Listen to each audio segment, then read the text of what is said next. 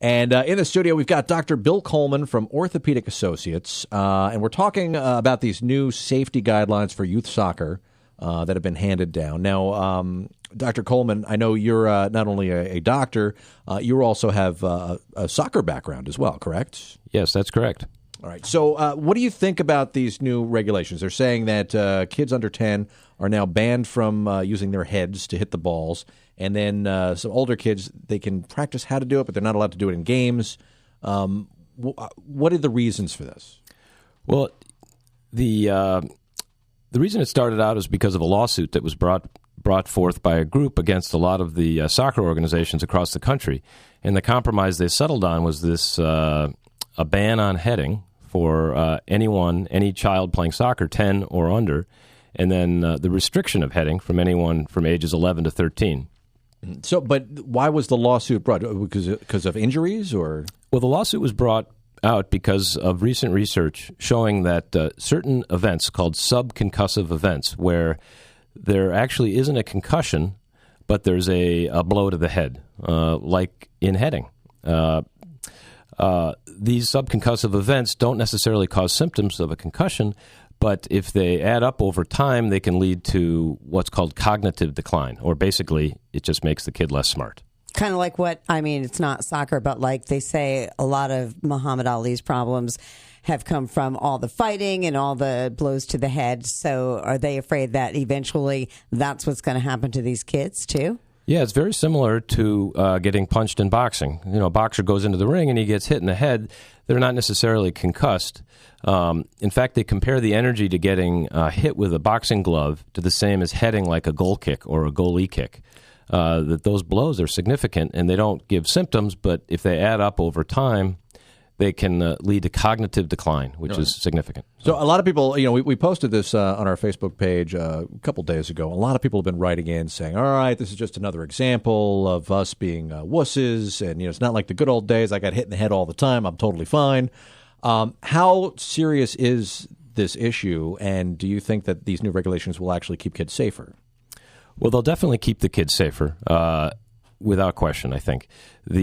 And I don't think it's going too far. In fact, I think it doesn't go far enough. I think the rules really should be extrapolated to the older age groups, especially with what's called over-specialization. You're seeing kids play soccer 12 months out of the year. When we were young, and those people who write in probably played 3 different sports or even 4 different sports. Now kids are playing soccer year-round, so they're getting head blows all year round. And if the brain isn't given time to recover, you'll see problems in their mental function. So you believe that this should be banned across the board? I think that's where it's headed, honestly, and that's going to be it's a controversial statement, and it's not up to me, but I see that that's where it's heading. Yes. Right. So I know you can ban this on the soccer field and in sports teams and youth leagues and things like that. But kids in the backyard and stuff, they're still going to do what they do, and if they see the pros doing it, they're going to try it as well.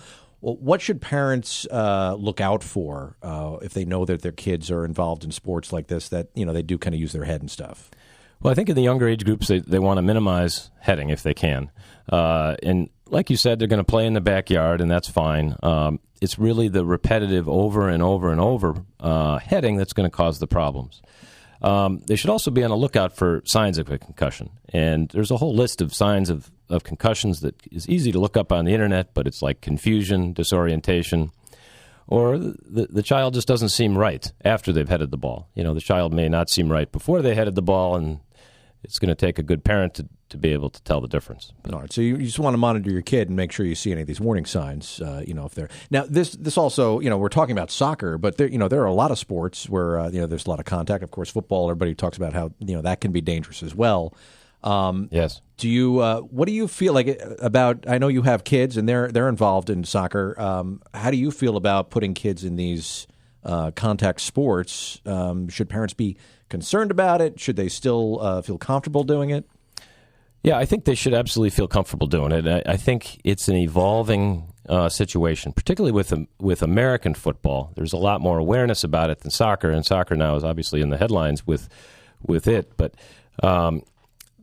the research over the next 5 years is going to change dramatically, and there's going to be more lawsuits brought out, especially in American football, where the concussion awareness is much greater. Yeah. Do you think we're going to get to the point where they're wearing helmets playing soccer? I don't think so, because the evidence really doesn't show that the helmets protect them in soccer. Really? But what if they made a helmet that they could do the header thing in and it doesn't compromise it? Yeah, I think that the game would be changed to the point where it would get the plays would likely become more aggressive. You'd have more aggressive hits as a result of people wearing helmets, kind of like the difference between American football and rugby. You see a lot more concussions in football than rugby, for instance. You get that false sense of security because you're in the helmet, so you think you can't get hurt as much. Exactly right, yeah. All right. So if you're a mom or a dad, your kid's out there playing in the backyard with the soccer ball, does the head thing, that's just normal wear and tear. We don't have to be really concerned.